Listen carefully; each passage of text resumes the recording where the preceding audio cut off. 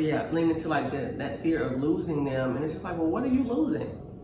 Somebody talking to you disrespectfully, somebody not giving to the relationship what you give and only taking, think about what are you really losing? The way you're like, well, you only get one mom, you only get one dad, you only get one whatever, you only have, life is short. It is. And that's exactly why I'm not gonna put up with this BS in my short life. All right, welcome back to the channel. This is The Life of Delusion. I'm Q. Here on this channel, we're talking about self-development, leveling up, creating, curating your best life. So stay tuned if you're interested in that topic. I drop videos every Sunday, 10 a.m. Like and subscribe, comment. I love to get feedback and comments. It's really encouraging for me, and I'm really hoping to work towards building a community here. So let's get the conversation going in the comments. Today's topic is probably going to be pretty controversial and pretty touchy for a lot of people. It is cutting people off. Sometimes people are in your life and sometimes those people have to go. But simply, I want to start first with a disclaimer. I don't want this to be taken lightly. It's not a joke. It's not cute or trendy, or like people lean into the trauma of things sometimes, saying, I cut people off, like it's cool, and it's not something you want to thrive on, or just something you want to really look forward to doing or derive joy from, because I feel like having a community and having people in your life is so important to having a healthy mental, just a healthy lifestyle, and being social. Humans are very social creatures.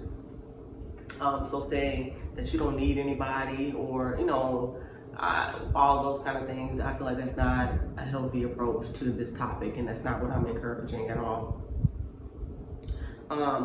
But some cases, there are times where you need to cut ties with people permanently and or fully.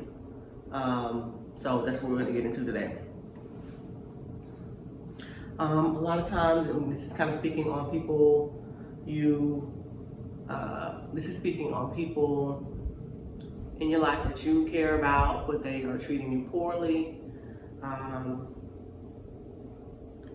And only you can really be the judge of what that line is, or what that acceptability is. And it often comes when you develop more self-worth, when you develop more self-esteem, more self-confidence, more of a clear picture of what you desire and what you accept. For me, at least, it came in that moment when I was like, I don't have to take this from you. I don't have to accept anything I don't want, any kind of treatment, any kind of interaction, any kind of, like, the way you speak to me, the level of effort you put into it. I feel like I'm putting all the effort into it, or I feel like you're taking advantage of me. All those things, I don't have to accept any of that. So if that's the case, I recommend, I know for me at least, it was, but I chose to speak to them, these people, on how I felt, and I feel like, well, you can't talk to me like that, or you can't talk to me about this topic, or you can't, kind of what my boundaries are. And people, let's speak on boundaries for a second. This is a little side conversation. People think boundaries are, a boundary is, you can't talk to me like that. That's not a boundary. That's you trying to tell them how to talk. My boundary is, if you speak to me like that, we won't speak at all. That's a boundary. A boundary is not, don't curse in front of my child. That's not a boundary. The boundary is, if you curse in front of my child, then you won't be able to visit with them, you won't be able to spend time with them, they won't be spending the night at your house. That's a boundary.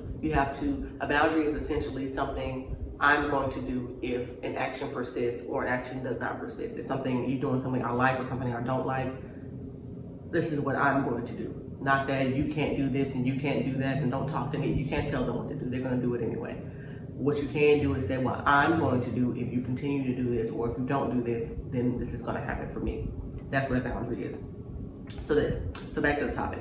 once I started establishing boundaries, particularly with people I hadn't had boundaries with before, or I hadn't stood on them. I had said, well, I don't really like that, but they're like, well, I'm not, I'm gonna do it anyway. And I was like, well, okay. Well, what am I gonna do? Accept it, apparently, because I don't have the self-confidence to stand up for myself at this point in time. So go ahead. And they did, and that kind of powered them up to continue poor behavior, continue mistreating me, continue bad, bad etiquette and bad form and bad relationship building, because I allowed it. It's only happening because you allow it. And it kind of boils down, and just in that example, for example, it boils down to me choosing them and the relationship over myself. That's what it comes down to. I'm choosing to maintain the relationship, however shitty, it may be, however worthless it may be as far as my mental health and my emotional well-being. I'm choosing to keep them in my life and the relationship in whatever stance it is, whatever condition it's in, over myself. That's what it boils down to. So I'm sacrificing myself and taking wounds and taking hits and taking digs to just keep that relationship. And it's like, for what? What is this? What is the benefit to me? And it's not even about it is about being selfish, because you have to protect yourself first. But it's just like, what is the meaning? Why would I do this? This doesn't make sense. And a lot of it, you have to you do it based on emotion. And again, I think I spoke on kind of the fear of being alone. Spoke on that. You kind of lean into that fear of losing them, and it's just like, well, what are you losing? Somebody talking to you disrespectfully, somebody not giving to the relationship what you give, and only taking. Think about, what are you really losing? What is the relationship giving to you? How is the relationship benefiting you? And people don't like to think of relationships as transactional, or they look down on that, but everything is transactional. You go to your job for a transaction, you get a paycheck, right? You go to the grocery store and you pay, you get something in return. Not to say that, I don't personally look at it as a bad thing. So you have a relationship with your parents, that's transactional. They give you love, you give them love back, right? With your friendships, you give them kindness and a listening ear, whatever, and they reciprocate that. That's what it is. It's reciprocation. It's not necessarily a transaction, but call it what you want. And I think there's a fear that without them, you don't know who you are, because they've always been a fixture in your life, or that this is acceptable and this is okay and this is just how relationships of this dynamic are, and that's not true at all. There are people out there who will love you and respect you. There are people that will have healthy interactions with you. There are people out there that will treat you fairly and treat you kindly, and only accept that in return. The kind of people that do that are the kind of people who have possibly been through rough situations and rough relationships, so they know better. They know that because I'm giving you kindness and I'm giving you love and I'm giving you fair treatment, I'm giving you respect, if you don't give that back, then I don't have any business being involved with you either. So it works both ways. People who are damaging others and disrespecting others, that's all the relationships they have. They don't pick and choose who to be kind to or who to be nice to, because it's too much to kind of flip that on and off. Either they're all kind of bad. I don't want to label anybody as bad, but all the relationships are going to be similar. They're going to be disrespectful, they're going to be chaotic, they're going to be toxic, or they're going to be kind, they're going to be loving, they're going to be positive. It's kind of all or none, unless you have a personality disorder or something, or you have that some kind of illness where you can effectively just switch on and off like that. I do encourage having the conversations. It's difficult to finally stand up and stay 10 toes for yourself and mean what you say and enforce it. That's difficult to do if you've never done it, and there's no really other way to get it done. If it's somebody you really love and somebody you want to continue to be in your life, I'm not talking about toxic relationships and abusive boyfriends or girlfriends or toxic friendships. You can't save anybody. You can't help a lot of people. They don't want to accept it. It's hard for a lot of people to look in the mirror and take accountability. That's just like, it's just like the worst thing in the world for many people to take accountability. For me, I had to take a lot of accountability at some point for the damage I had done to other people. Just again, being in that kind of environment of having those toxic relationships with people.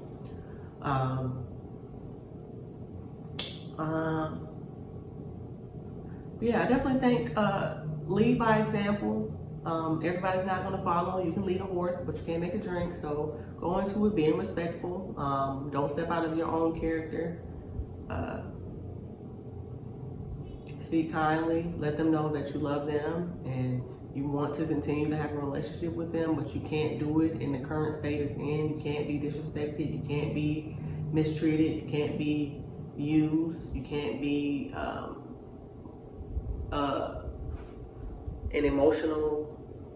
you can't be an emotional dumping ground for them anymore, because that's taking a toll on you. And odds are, depending on what kind of person you're dealing with, they will send out their usual tactics of trying to make you feel guilty or selfish or inconsiderate, or just whatever it is they want you to feel, that will pull you back into accepting whatever BS they're dishing out. And you have to choose whether or not you're going to fall back into it. A lot of it is, in my one particular instance, is a person that just lives a very chaotic life, and it's always something going on. It's always something. It's either a terrible relationship, either in the midst of it, or in a breakup, or financial issues. Just always have something going on, and that there's just a point where if that's how you live, have at it. Apparently, that's what you choose to do, but I can't. That's not where I am, and being associated and being constantly involved in it, in the mix of it, is bad for me. So if you want to do that, that's fine. I'm not taking it away from you, but I can't participate anymore. And that was, triggering some kind of abandonment issues and, that kind of thing. But again, you have to choose them in that relationship, or you have to choose yourself. So you have to make that decision. You have to go in knowing what your decision is, no matter what. What you're going to do. It's easy to be persuaded in a moment, and you may be persuaded in the moment, but when you step away and get back to yourself, really think about it and evaluate what you want to do and what's best for you. If this is someone you wish to one day have reestablish a relationship with, definitely take the time apart to decide again what your boundaries are, and also what must be established for them to have access to you again. What must be established for them to have access to you again? Do they need to go to therapy? Do they need to go to anger management? Do they need to get their life together? Do they need to, just figure that out? And this is something I feel like is going to be something you edit over and over again as time goes on, as you continue to heal yourself, as you continue to grow and learn, and just get more background information, and just really mull over all of the decisions you've made in that relationship. Really think about how things must be to continue, or to reestablish, or to reconnect with that person. Bottom line, whether it be your uncle, your father, your mother, your brother, your sister, your cousin, your friend, your teacher, your boss, whoever it is, they only get one shot at you. They only get one you in their life. I know a lot of people like to flip it the other way, like, well, you only get one mom, you only get one dad, you only get one whatever, you only have, life is short. It is, and that's exactly why. That's exactly why I'm not going to put up with this BS in my short life. I'm not going to put up with disrespect in my short life. I'm not going to put up with anybody mistreating me, or I'm not going to put up with that. This is my life to live, and I'm not going to suffer at the hands, or at the because of the wishes or the poor decisions of someone else. I have to make the best decisions for me. You should make the best decisions for you. You're choosing not to. It's none of my business. It's none of my business. but I'm going to continue to do what's best for me. And if you don't like that, then that's not, again, that's your business, not mine. I definitely want to end this by saying you deserve the best. You deserve love, you deserve kindness, you deserve treatment, you deserve positivity in your life, you deserve strong, healthy relationships. And I hope that you understand that and you're able to achieve that by any means necessary.